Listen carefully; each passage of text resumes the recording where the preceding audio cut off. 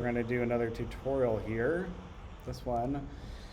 I've got a picture of this bearded fellow in a pretty fun pose. And so this one will be easy because there's not a ton of background image behind him. And so since there's not a lot of background, the magic wand selection tool could work, where I'm going to select it and I could delete the background that way.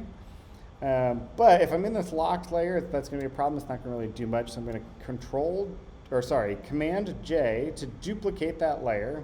We're going to hide that one. And then under this quick action, so it's in properties, it's down in quick actions, there's remove background. And so you can remove background that way, and using AI, it will just automatically delete and detect the background. And then since I'm liking this, I'm going to control click on the actual mask itself and do apply layer mask. So now you'll see I have this guy, there's no background behind him. Looks pretty good. And again, I'm going to Command J, and so I'm going to add another copy of that layer. And then in the effects, I'm going to do color overlay, and I'm going to make sure that it's black. I think black's a good one. And so it'll make any pixel on that layer just jet black, which is great. So I'm going to click OK. And now I'm going to save out two PNGs of the same image, just the black version and then the full color photo version. And so let's do File, Export, Quick Export as PNG. Handsome bearded guy. That's funny.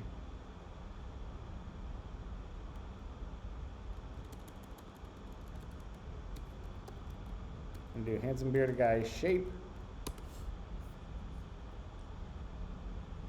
And then once that saves, I'm going to turn off that layer. I'm going to do another PNG.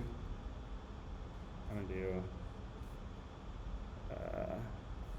handsome bearded guy photo. Great. So now that's Photoshop. So I'm going to let that save. So I'm going to open up Illustrator. And so I'm going to open. And I'm going to do both of these. I'll give that a second to open. Great. Okay, so I'm actually going to copy the handsome bearded guy shape, and we're going to Command F, which is paste in place. So it's going to paste, since they're the exact same images, the exact same size, everything should line up right. So if I'm going to Command F, I'm going to paste them here. On top. And so now, making sure I have the top one selected, which is the shape, I'm going to go over here. It's in Quick Actions Image Trace. You can also find it in Object Image Trace down there. But I'm going to do Image Trace. It'll give me some presets. I'm actually going to click black and white logo, since we're currently looking at just black and white. So we'll take that shape and we'll change it into a vector image. And so then I'm going to open up this panel. And so usually I think this advanced is maybe toggled shut, but you're going to open the advanced columns. And so you can play with these sliders, and you'll start to see once it redraws itself. You'll see they got some more shapes here in the hair, less paths. Like watch the hair right here once it redraws itself. You can basically start to throttle things and kind of get it to where you're like, yeah, that's what I'm after. I think that looks good. And then you can actually do ignore color. And so even though it's on a white background, so it'll be hard to see, it's creating two vector images. It's creating this black one as a shape, and then it's actually creating this white box as a shape. And so the ignore color white just means like, oh, you don't need to make a second white box color. I just need this black color. Then you're going to click expand. And so now you can see our bounding box shrunk to just the sex proportions of this dude. And if we toggle it from filled to stroke, now you can see the outline is right around this guy. And so on our stroke, we can see, you can really beef up that stroke.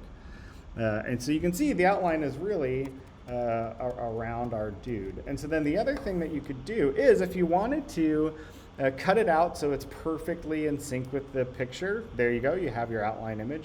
If you want to give it a little buffer, but you want to keep all this nice, beautiful curves, you can actually go to Object, and then you're going to go down to Path, and then you're going to go to Offset Path. And so Offset Path is going to take the path that you have selected and create a new one that is offset.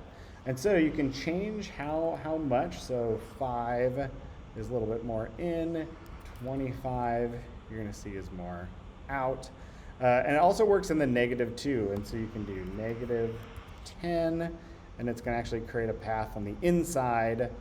And so you can basically make a new path where you would like that to cut as well. And so yeah, and so now I think you should be able to print this and use that vector path as the outline for the laser cutter to cut, and then the image itself should be laser imaged.